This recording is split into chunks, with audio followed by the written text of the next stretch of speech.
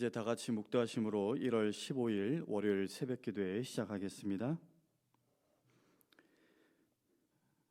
두 주간의 특별 새벽 기도회로 2024년을 열어주신 하나님, 이제 교회의 목회와 예배도 이전의 모습으로 돌아가서 또 주님 앞에 예배합니다. 형태나 형식은 달라진 것이 없지만 새로운 시간들을 대하는 우리의 마음과 자세는 하나님의 은혜로 말미암아 날마다 새로워질 수 있음을 믿고 기대하오니 하나님 이 시간 우리 가운데 임재하시고 주의 거룩한 것들을 소망하며 예배할 수 있도록 도와주시옵소서. 지난주에 이어서 잠언 말씀을 묵상합니다. 새롭게 읽혀지게 하시고 깨달아지는 은혜를 허락하여 주시옵소서. 감사하며 예수님 이름으로 기도합니다. 아멘. 다 같이 찬송가 425장을 부를 텐데요. 오늘은 반주에 약간의 문제가 있어서 영상으로 함께 찬양하겠습니다.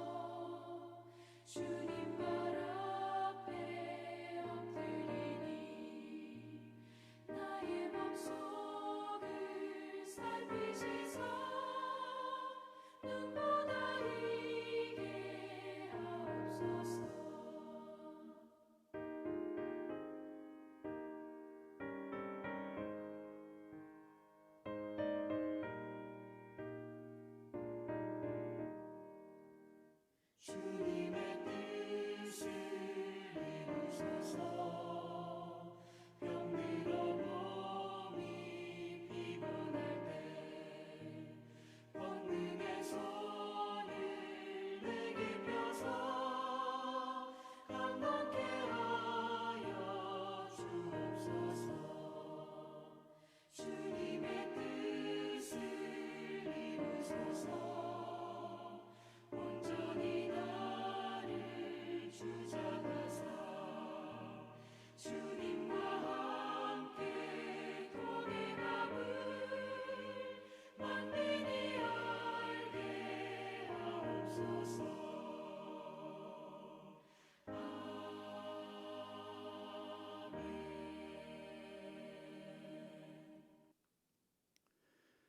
오늘 우리에게 주시는 하나님의 말씀 잠언 25장 1절에서 6절까지의 말씀입니다. 제가 봉독하겠습니다. 이것도 솔로몬의 잠언이요 유다 왕 히스기야의 신하들이 편집한 것이니라. 이를 숨기는 것은 하나님의 영화요 이를 살피는 것은 왕의 영화니라. 하늘의 높음과 땅의 깊음 같이 왕의 마음은 헤아릴 수 없느니라. 은에서 찌꺼기를 제하라. 그리하면 장색에 쓸만한 그릇이 나올 것이요 왕 앞에서 악한 자를 제하라. 그리하면 그의 왕위가 의로 말미암아 견고히 서리라. 왕 앞에서 스스로 높은 채 하지 말며 대인들의 자리에 서지 말라. 하나님의 말씀입니다. 방금 1절에서 6절까지 읽어드렸는데요. 오늘은 1절에서 3절을 중심으로 말씀을 나누도록 하겠습니다. 우선 1절에 보면은 이렇게 되어 있습니다. 이것도 솔로몬의 잠언이요 유다 왕 히스기야의 신하들이 편집한 것이니라. 여기에는 그 배경적 요소가 담겨 있어요. 시대적 배경인데요. 히스기야 신하들이 편집한 솔로몬의 잠언이다. 그러니까 히스기야 때다라는 거죠. 잘 아시겠지만 히스기야는 유다의 제13대 왕입니다.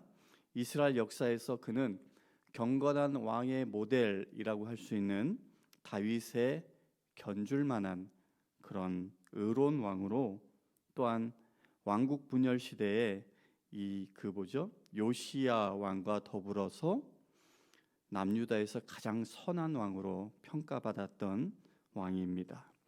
그래서 히스기야가 왕위에 있을 그 당시에는 전쟁의 위협이 전혀 없지는 않았지만 대체로 번영과 평화를 누리던 시기였다라고 얘기해요. 그런데 그때에 다른 곳에서는 엄청난 일이 일어났습니다. 뭐냐면 바로 그 북이스라엘이 아수르에 의해서 멸망당한 거예요. 지금까지 북이스라엘과 남유다는 정치적으로는 나뉘어져 있었기 때문에 때로는 싸우기도 했지만, 그래도 본래 같은 민족이다 보니까 어떤 식으로든 역사를 함께 이어왔는데, 이제 북이스라엘이 완전하게 망하고 만 것입니다.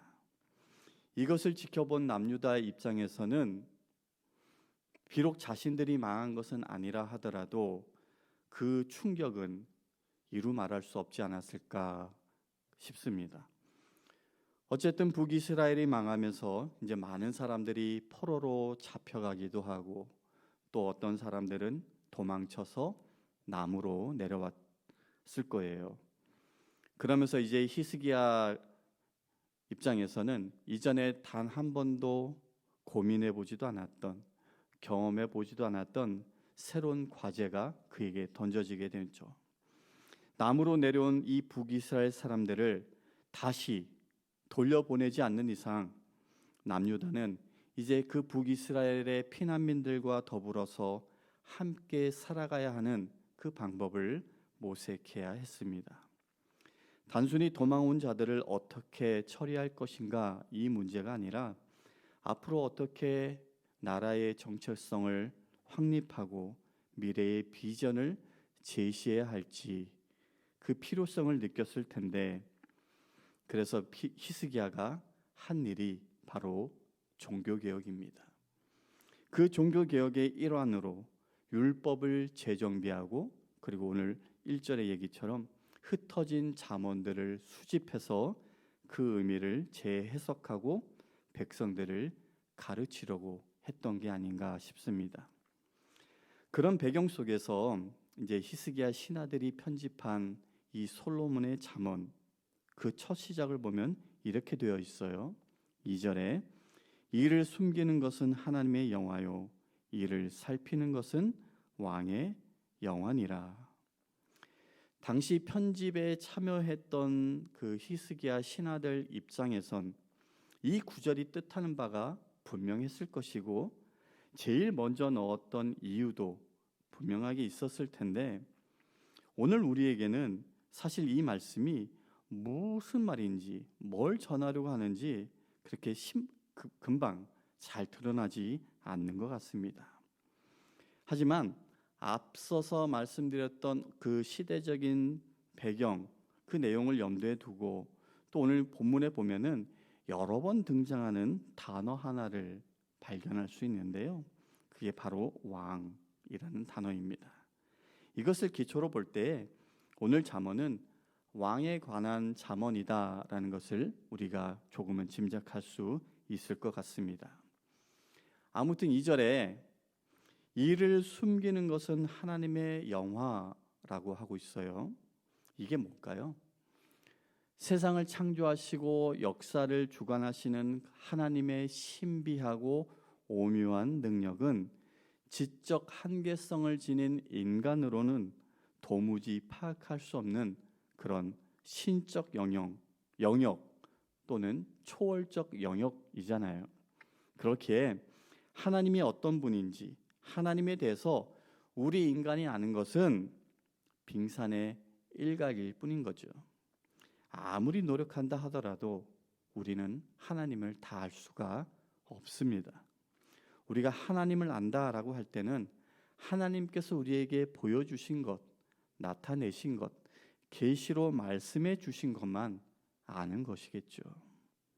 그렇기에 지혜로운 것은 괜히 숨겨진 것을 알려고 하는 것 시기보다는 나타난 것을 살피는 것이고 그것이 곧 왕의 일이다라고 2절은 얘기하고 있는 겁니다. 다시 말하면 드러난 것을 부지런히 살펴서 그 안에 담긴 하나님의 뜻을 깨닫고 이루어내는 것이 지혜로운 왕의 직무다라는 거예요. 그렇게 하면 나라도 더 견고해지고 백성들의 존경을 받을 것이다. 왕에게 영광이 될 것이다 라는 말씀이 2절의 내용인 것입니다. 사실 오늘 2절 말씀과 비슷한 성경 구절이 있습니다. 어떻게 보면 이 2절의 원조격이라고 말씀할 수도 있는데요. 신명기 29장 29절입니다. 제가 읽어드리면 감추어진 일은 우리 하나님 여호와께 속하였거니와 나타난 일은 영원히 우리와 우리 자손에게 속하였나니 이는 우리에게 이 율법의 모든 말씀을 행하게 하심이니라. 방금 읽어드린 이 신명기 9절 이것만 잘 이해하고 기억해도 사실 우리는 이른바 그 신비주의에 빠지지 않고 건강한 신앙생활을 할 수 있습니다. 여기 읽어드렸던 이 9절에 보면요, 감추어진 일과 나타난 일이 있다라고 되어 있고요. 그리고 그 감추어진 일은 하나님께 속한 영역이고, 그리고 나타난 일은 우리들에게 속한 것인데, 하나님께 속한 그 감추어진 것들을 억지로 알려고 하지 말고 우리에게 나타내고 보여주신 일들을 부지런하게 살펴보라라는 그런 의미예요. 그리고 그렇게 나타내고 보여주신 대표적인 것이 바로 율법의 모든 말씀, 즉 하나님 말씀이다라고 하는 것입니다. 그렇다면 말씀을 살피고 이를 살피는 왕 어떻게 될까요? 오늘 3절인데요. 하늘의 높음과 땅의 깊음 같이 왕의 마음은 헤아릴 수 없느니라. 드러난 일을 잘 살피고 또 살피면 왕의 마음을 다른 사람들이 헤아릴 수 없게 된다. 이건 뭐 혼자 깊은 영적 지경에 도달하게 된다, 이르게 된다 그런 말이 아니고요. 다른 사람들, 즉 백성들이 보지 못하는 것을 왕은 보게 된다라는 의미입니다. 왕이라면 적어도 일반 백성들보다는 더 멀리 내다볼 수 있는 그런 안목도 필요할 것이고 또 정확하게 판단할 수 있는 지혜도 있어야 할 텐데 하나님께서 드러내 주신 일들을 살피고 또 살필 때에 그렇게 된다라고 오늘 3절이 얘기하고 있는 것이죠. 그러니 그와 같은 안목을 갖지 못한 자들 입장에서는 하늘의 높이나 땅의 깊이를 알 수 없는 것처럼 그 왕의 마음과 생각도 이해할 수 없는 것은 어쩌면 당연한 것이다 라고 할 수 있겠습니다. 직장 생활을 하신 분들은 아시겠지만 직장에는 대표도 있고 또 직원들이 있죠. 그런데 그들이 같은 회사에서 일을 하긴 하지만 같은 생각을 하는 것은 아니에요.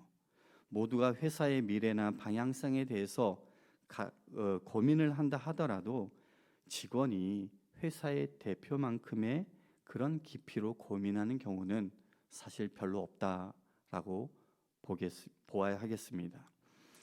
교회도 마찬가지인 것 같아요. 교회에 대해서 담임 목회자와 또 부교육자가 생각하고 고민하는 것은 사실 차이가 있습니다.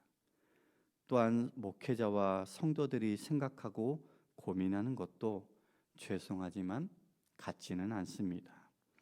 따라서 많이 살피고 고민하고 생각하는 자에게 그렇게 중요한 일을 맡기는 것은 당연한 일이다라고 할 수 있을 텐데요. 그럼에도 불구하고 교회는 사람이 운영하는 세상의 기업과는 달리 하나님께서 친히 일하시고 만드시는 곳이다라는 그 사실을 우리는 절대로 잊어서는 안 될 것입니다. 한 가지만 더 나누고 말씀을 마치려고 합니다. 우리가 주의해야 할 것이 하나가 있어요. 아무리 우리가 이를 살피고 생각하고 고민한다 하더라도 하나님의 뜻을 다 알 수 없는 것이죠. 그렇기 때문에 우리에게 가장 필요한 덕목 내지는 태도가 하나 있는데, 그것은 항상 언제나 하나님 앞에 겸손해야 된다라는 겁니다. 좀 아는 것 같다고 교만하지 말고 항상 주님께 하나님 당신의 뜻이 어디에 있습니까? 물어보고 그 깨달은 바를 겸손하게 순종하는 그 모습이 우리 가운데 있어야 하겠습니다. 사랑하는 성도 여러분, 우리 각자에게도 주어진 일들이 참 많습니다. 하나님께서 우리에게 나타내신 일들을 우리는 잘 살펴야 할 것이에요. 어떤 자세로? 겸손한 자세로 살피고 묻고 그리고 순종함으로 하나님 보시기에 지혜로운 자로 그렇게 살아갈 수 있는 저와 여러분, 우리 모두가 될 수 있기를 주님의 이름으로 간절히 축원합니다. 말씀을 기억하며 기도하겠습니다. 사랑하는 하나님 아버지, 우리에게 말씀을 통해 하나님의 일을 나타내 주심을 감사합니다. 신중히 살피고 겸손히 순종함으로 하나님의 뜻이 이루어지는 데 쓰임받는 우리들 되게 하여 주시옵소서.